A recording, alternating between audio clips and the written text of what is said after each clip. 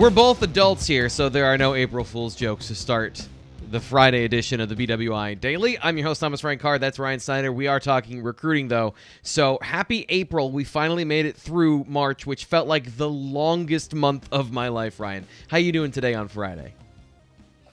Good. You should wait for July then. At least like last year, July was the longest month of my life, but it was good. It was great for the websites at the time. So, but man, you want to talk about a long month. What was it, like 15 commitments or something? Oh, yeah. That was a long month. Yeah. So, In a different sense, too, of like, for me, it was just stuff that wasn't work related. It was just a bunch True. of other stuff. But for recruiting and for Penn State football, I think they'd take another month of 15 commitments, especially if it were this early in the season. But we're not talking about that today. We're talking about visitors and laying the groundwork for all of that to then come to fruition in July. So we're going to get to it today, but before we do, as always, I want to start by telling you thank you for watching. Always appreciate you checking out the videos and our conversations about everything Penn State football, basketball, and sports related. But if you want to go one further, like the video and subscribe to YouTube if you haven't yet. Blue White Illustrated here on YouTube. You hit the subscribe button so you don't miss anything, including maybe there's commitments coming up in the near future. This is the time of year Penn State gets one or two. Don't miss anything from T. Frank's Film Room to Ryan and Greg talking about this stuff over on the Tuesday edition of the show, where we break down all the things recruiting. So BlueWhiteIllustrated.com, another great resource as well. Sign up for just $1, and you'll get information that Ryan and I aren't even going to talk about today. Rodney Gallagher's coming up on the show. We'll give you some information, but to get the full inside details, you got to be signed up to BlueWhiteIllustrated.com for just $1. Visitors this week, Ryan. Who do we have coming in? Who are the names that people need to know? Well, we're looking at probably a little under 24 players, I would think. 24 like Division I prospects, I would say. You know, there's always friends of friends who we don't always put the list on there because they would just get huge. But I would think we'll have somewhere around 20 guys who are, legit going to play Division I football, whether it's, on Penn State's level or at a smaller school. The 2023 class this week isn't too loaded. What's standing out to me is the young guys coming up here this week. And that was a similar trend last week as well. We saw a lot of underclassmen 2024, 2025 prospects. And that's what it's looking like again this week. I think the first guy that really kind of grabs my attention is Kyle Altuner. From Good Counsel. He's about 6'2.5" right now, 290 pounds. He was a top performer last week at the Under Armour camp down in Baltimore, which we both attended. And I think the only knock on Altuner really is his size. If he could add another inch or two, which again, he's only a sophomore, right? So Right. That should come with time. But I mean, everything else technically, and from a foot movement perspective, is all there. He has offers from Notre Dame, Ole Miss, Pitt, Rutgers, Boston College, and Maryland. So getting him back is good. This will be his second time at Penn State, and his first real opportunity to, I think, really sit down with Troutwine. His last visit was for the Indiana game in October, and that's really just kind of come to the game and go home. Right. So Altuner's probably one of the top guys, that'll grab my attention. Like I said, Josiah Brown from Long Island is another player coming up. Speedster kind of guy. I think he will be a wide receiver for Penn State, but I got to kind of learn a little bit more on that. We have him listed as an athlete, 6'1", 175. And Josiah's kind of taken off as well right now. He's got similar schools to Altuner with Notre Dame and West Virginia, Pitt, Rutgers, all offering. This will be Josiah's first visit up here. So, we'll see how it works. But unlike Josiah, Mekhi White, another 2024 prospect from Virginia, he will be up here as well this weekend, and he's been on campus. I think this will be his fourth visit already, which for a 2024 guy is up there. And I mean, according to our database, he's taken like 23 visits so far, which is like wow.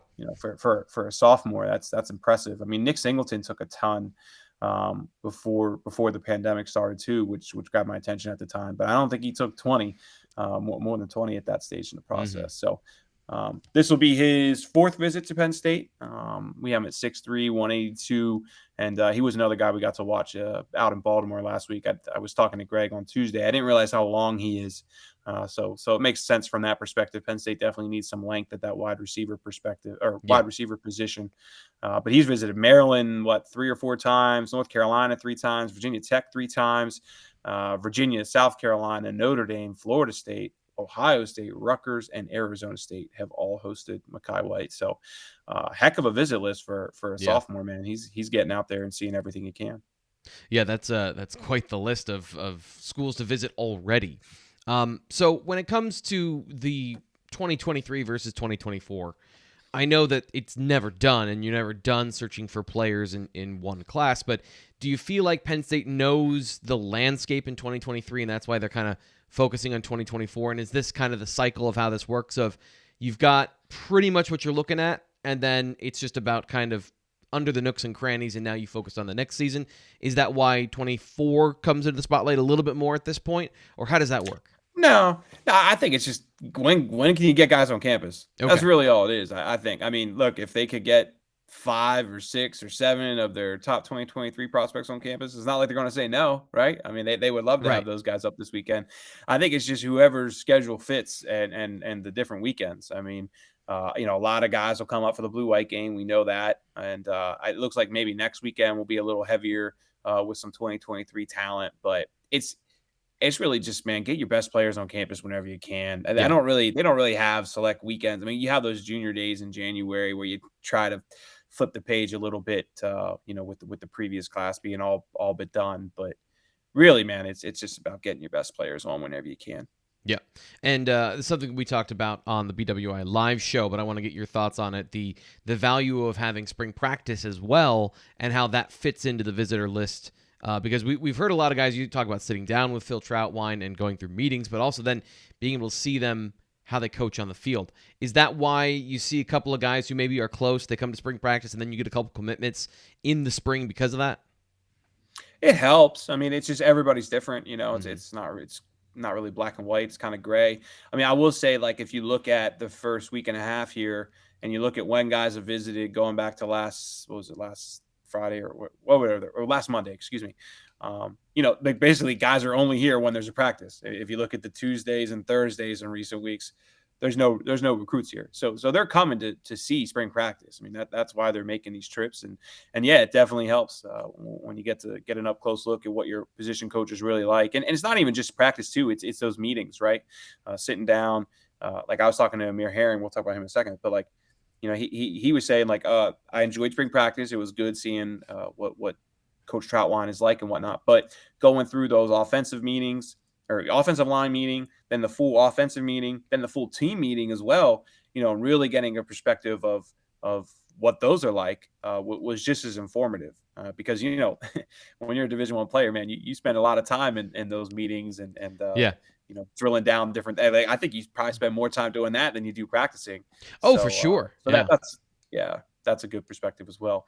But hey, one thing before we turn the page real quick, I do want to note that there are some pretty good 2025 guys coming. And like, yes, I get it. Like a lot of fans don't, they're only freshmen, but there's 2 guys that I'm expecting that, like, I think we absolutely have to mention, and they're Kamar Archie from the Hun School in New Jersey, and then Latsier Brooks, who's also from New Jersey.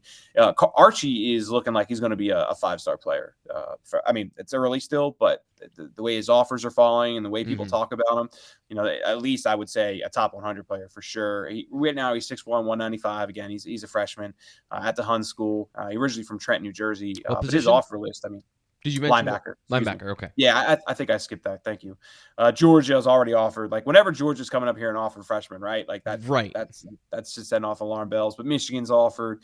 Michigan State, West Virginia, Maryland, Virginia, of course, Rutgers and Penn State as well. I think Nebraska, Pitt, or a couple other schools. But like, I mean, he's already over like a dozen offers, and he's.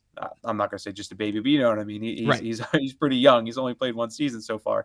And then you look at Latsier Brooks too. He's a very good running back prospect out of Millville, New Jersey. I mean, he's the same. He's got Texas A&M on him, Georgia, Kentucky, West Virginia, Rutgers, Nebraska. A host of other regional programs as well. So these are 2 players who I think we're going to be talking about a lot. Now, I will say that some people have mentioned to me that Latsier is already thinking about maybe committing to Georgia, which was interesting to me. I didn't really know that.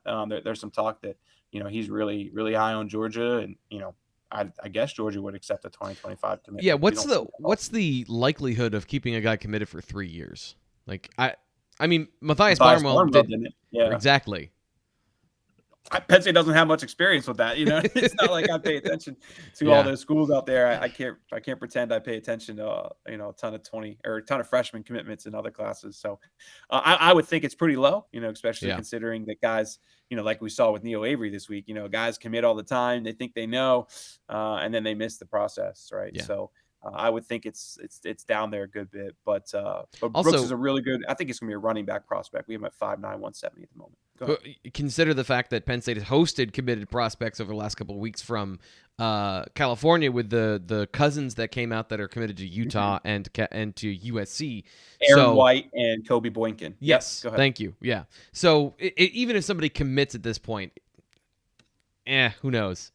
Anything else on the visitors coming up this weekend, or are we good to switch over to some of the guys that already have and you've spoken to a little bit, or we've got a little bit more information on from this previous week?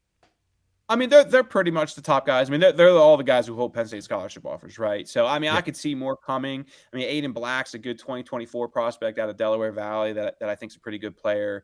Tyler Burnham from Red Bank Catholic. I still have to triple check with Tyler. I know his teammates plan to come up, so I think Tyler's coming. But Burnham has, I believe, like a West Virginia offer already. So there's quite a few guys who have quality Power 5 offers, like I think it's Mackay Rossignol, I believe, from St. Joseph Regional.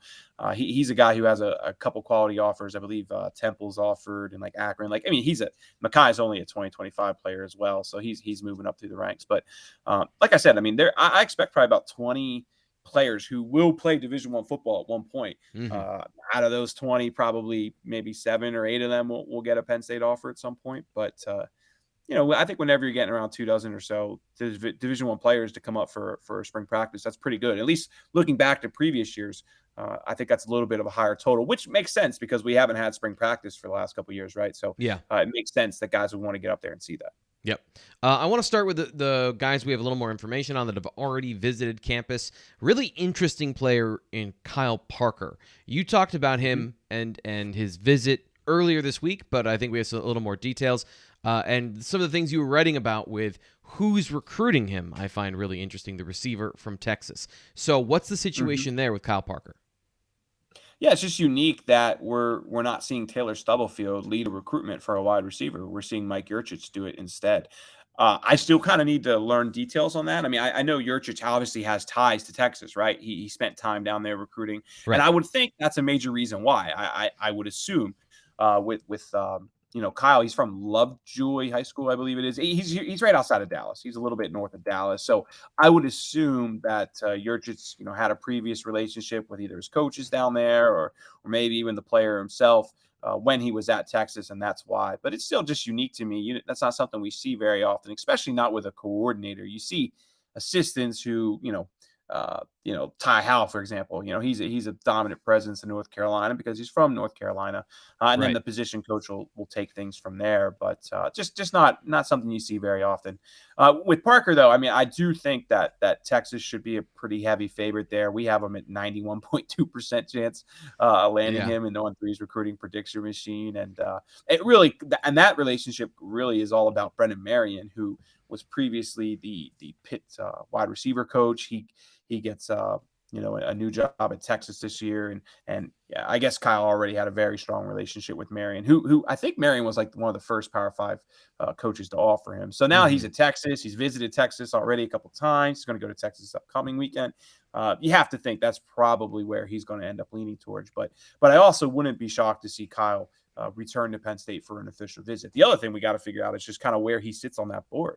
Right. I mean, Penn State has offered almost 50 wide receivers this year. So, granted, a lot of those guys are just national players who, an offer might as well just be an invitation to campus. I mean, that's kind of how I look at a lot of these things. You're just trying to get a relationship going and trying to get guys on campus. But it's a massively deep board.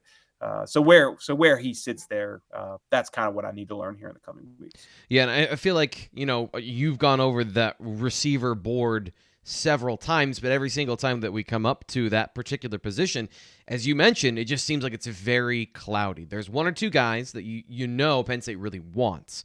Then it becomes the reality of getting some of those players, and then after that, what's the order and what's the importance of those players? So you're right. I feel like this is one, kind of like we mentioned with running back, that might be coming into more of a focus, but the receiver position, depending on how many they even take this year, is a bit open. To that question, do you have a number in mind there? We haven't talked as much about receiver, which is more of a volume position, but after a big class last year, do you see the same coming up given the ambiguity right now? It'll definitely be at least two. I mean, I feel very confident saying that. I mean, I would think have to be two at least. Yeah. Yeah. I mean, I think three is realistic. But again, I mean, are they going to take 9 offensive linemen? That's just an exaggeration, of course. But like, right. We're going to talk about Amir here in a second. Like, that's how's that going to play out? Because it certainly feels to me that they are restocking the shelves of the offensive line. And I'm thinking 6 would be the O-line number, but again, I mean, just every position impacts another position. They have to sort things out, of course, defensively too. Defense kind of overlaps offense, not all the time though. It's really more so offense and defense, but especially when you get late in the cycle, they all overlap. But yeah, I think 3 is the easy estimate right now. But again, add another offensive lineman to the mix, or maybe even 2 running backs. I still think 1 is realistic, but if that were to become a thing, then that changes your wide receiver numbers a good bit. Yeah, we'll get to the receivers again in just a little bit, but right now you mentioned Amir Herring, so let's discuss him. Where's he from? What position, inside, outside on the offensive line, and what's going on with this particular group? Because they've got some big fish they want to land, and it seems like they're still going after some interior guys when that seems pretty set. So give us the landscape here and tell us about Amir Herring. Yeah, I think, well, let's start with Amir first. West Bloomfield, Michigan, West Bloomfield was an incredible program. They will always be an incredible program. They're one of the best outside of Detroit, no doubt. 6'3", 290, so he's definitely an interior guy. I mean, a couple things stand out about Amir. First off is his personality and just who he is as a person. He would be a perfect fit for Penn State. He'd be a perfect fit for, Michigan too, Notre Dame. I don't think Notre Dame's actually offered him, but he has visited Notre Dame a couple times. But like, he fits those programs, right? Great kid off the field, cares about academics, total. Everything about him screams a leader, so that perspective, I think that's a big reason why you have to keep going after guys like him. Now, again, it's also April 1, right? And what is that? 8 more months until signing day. So you can never really stop there. You don't know what's going to happen moving forward, especially with NIL. I think that's we've talked about that recently. I think that's going to have a say in where these guys end up signing down the road. But look, I still think Amir would probably end up at Michigan. I think the Wolverines have had a good edge there for a little while. I believe he's going. I think he's going back to Michigan here soon, or he just went to Michigan. Excuse me. I believe he's going. I think this weekend he said he's going to Nebraska. Missouri and Cincinnati. Those are his 3 upcomings. I mean, to me, I think Penn State's in a good position to receive an official visit, and then they'll kind of decide, right? So you keep recruiting these guys. You kind of see where, Samson Okunlola ends up, or Evan Link, because they absolutely need tackles. I don't think that's a surprise over interior guys. But again, I mean, Amir's someone they've been on hard for a long time. So how do you just stop recruiting a player that you really like, especially when there's 8 months to go? I think that's the main thing here. I would say, definitely less than 50-50 chance he ends up here, probably like 20-30% when you consider the other schools out there, and then Penn State's positional needs as well. It's just an interesting situation, as you mentioned, with the shaky ground that NIL is that reverberation. You feel like you're not set anywhere, especially on the interior where Penn State has so many, not only players, but high-quality players in this class. So it's just going to be interesting seeing this class get to the finish line. So, mentioned it twice now. You spoke to Rodney Gallagher.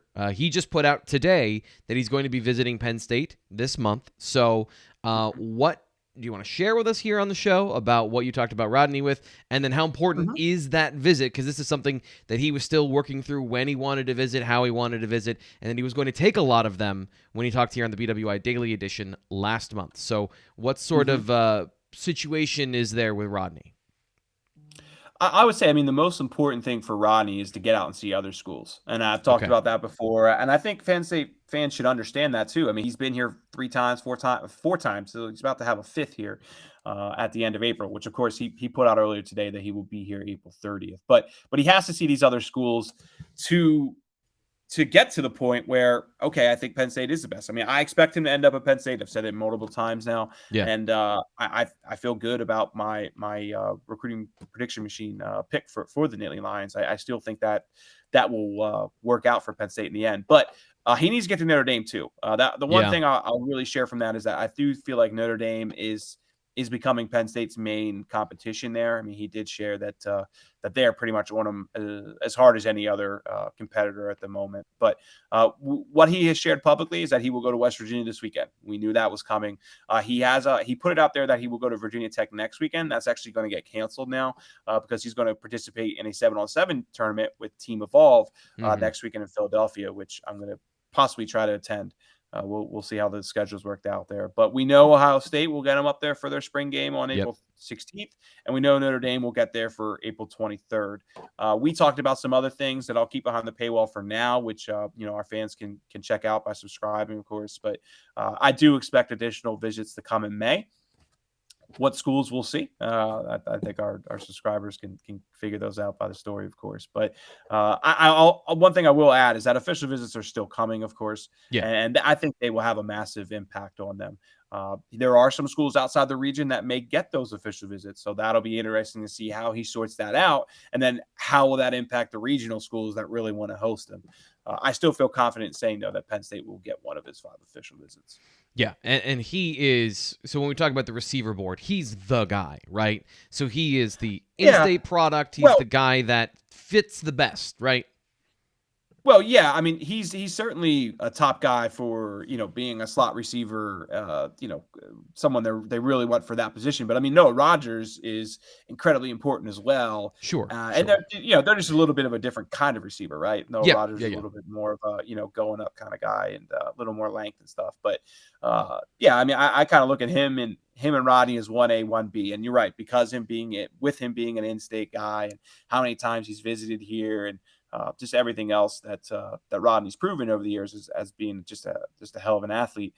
That makes sense, for Penn State to really put him on a pedestal. But there are other guys too who I think certainly deserve to be in that upper tier. Yeah. But I would still, Rodney and Noah Rogers, they're 1A and 1B in my eyes. Yeah, and the reason I say that is because of the proximity, how confident you feel about him getting to Penn State. And I think an important thing, too, when I talked to him, was that the NIL was going to be a part of what he wanted at the next level. And he outlined some of the other things he's looking for in his next stop. And now Penn State's kind of rounded out that profile. So if they were to not land him, that would be a blow, I think, for this class. And that's why I mentioned it that way. Obviously, there are other players at that position. You mentioned Noah Rogers. Pretty much anytime we talk about the receivers, how important he is because of that next level talent, like the serious talent. But Rodney's a good football player and feels like, and not just because they're regionally tied, but feels like a Lamont Payne sort of thing of, you got to get that guy, because if you don't, then we're into the 50 other players on the board. Yep. Yeah, absolutely. And there's a reason Rodney was one of the first wide receivers they offered, right? I mean, there's a reason. There's a reason those guys stand out when they're young, and it's usually because they're either incredible athletes or a combination of being, great students and everything off the field as well, while being an incredible athlete. So, yeah, and look, Noah Rogers isn't going to be easy to land. Right now, I think Penn State's kind of fringe top 5 with him. So I wouldn't be putting Penn State among his true favorites at the moment. Like I said, maybe fringe top 5 or so, but he's only been to Penn State one time, and that was, I believe, for the Auburn game last year. So it's been a long time. I mean, they need to get him back on campus immediately if they're going to have a chance. And, oh, by the way, he's visited NC State like 7 times. He's visited North Carolina 3 times, I believe, South Carolina, Tennessee. Like, it just kind of feels like he's going to stay in that region. Yeah. So we get you all the information here from Ryan Snyder on the BWI Daily Edition when it comes to the nuts and bolts, the information you need to know, the facts, just the facts, ma'am, even though I never watched Dragnet. But the other thing I want to do, because I'm learning this myself on the first time around the sun being fully integrated into recruiting, is also what's coming next. What's the calendar like? Because this is all based on an actual calendar with dates and transitions between what you can and cannot do. So April houses another transitionary period. So coming up in the middle of the month, things are going to shift a little bit, and I always want to have Ryan kind of explain the difference between what we're in now is the quiet period and the evaluation period. So what's the difference there, and when is it happening? I don't know why they call this the quiet period. It should just be like the visit period. The name just doesn't make sense. I mean, I understand it's because of it has nothing to do with like on campus. It has to do with like how they can contact guys off campus, really. But it just always was a silly name to me. But no, the spring evaluation period. There's kind of like two evaluation periods, right? There's the evaluation period during the season, which is where your coaches are allowed to go out and watch players play games, and that's the gist of it for the most part. The spring evaluation period is April 15th to May 31st, and Penn State won't be on the road for all of those days. You get 168 evaluation days is what it's called. And basically 168 is split up between all your coaches. And it drags out that long. Excuse me, let me best way to put it. It has an April 15th to May 31st window because schools end their spring games at different times. But really what it equals out to is when you split that up between your 10, 11 coaches who hit the road, it really works out to be about 4 weeks on the road to go see players at their specific schools. And, we see coaches go out to schools all the time, right? You see that in January, you see that in December, you see that during the season. And a lot of those are just kind of meeting with the coach. And, you get to meet with the player a little bit, you get to have a bump. But that's, it's really just kind of talks more than anything.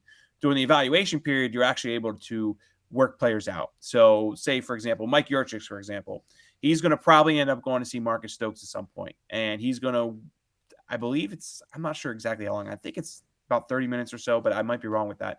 He's allowed to put him through workouts, and he's allowed to specifically say, hey, I want to see your, throw a 15-yard curl, or, I want to see your deep ball, whatever it may be. But coaches are allowed to specifically put these guys through workouts. Now, there are other evaluation periods, like I said, in December and January, where if Mike Yurchik shows up at the same time that those guys are, doing a workout, especially down south where you could be outside and throwing and stuff like that. Yeah. He's allowed to watch it, but he's not specifically allowed to say, hey, Marcus, I want to see this throw, that throw. I want to see you, run, whatever it may be. You're allowed to really just kind of put guys through workouts. So that's the big difference here.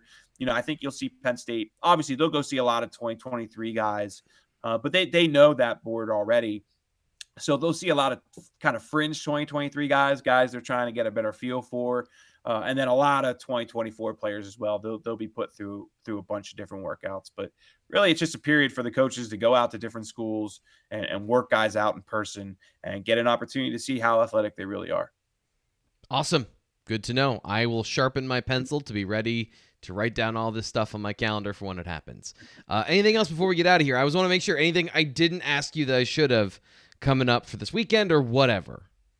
Who's your Final Four pick? Who's winning it all? I would have You don't even know who's in it. No, I don't. North Carolina plays Duke, and Villanova plays Kansas. I'm a Villanova fan. Let's go with Villanova. Yeah, I'm going with Villanova. Yeah. I could have guessed half of those schools based on, just traditionally who's in the Final Four, but I might have said Wichita State. And I don't know. If there's one thing if there's one thing I don't do, it's follow college basketball during the tournament at all. Unless there's a reason to. If you don't follow it during the tournament, you don't follow it at all, right? There's no reason to follow it during the regular season. I follow Penn State basketball until their season is over, and that's when I stop following college basketball. So that's about it for me. Go Villanova. That's all. We're good on the recruiting end. Next week should be a good recruiting weekend, though. Now that I have thoroughly embarrassed myself to sports fans, let's end the show. No, it was going to happen eventually. It's not you. It's definitely me. That'll do it this week for the BWI Daily Edition. We're back on Monday with both the daily and the live show at noon. Make sure you subscribe to Blue White Illustrated for $1 over on the website and for free here on YouTube so you don't miss anything. I'm Thomas Frank Carr. Talk to you then.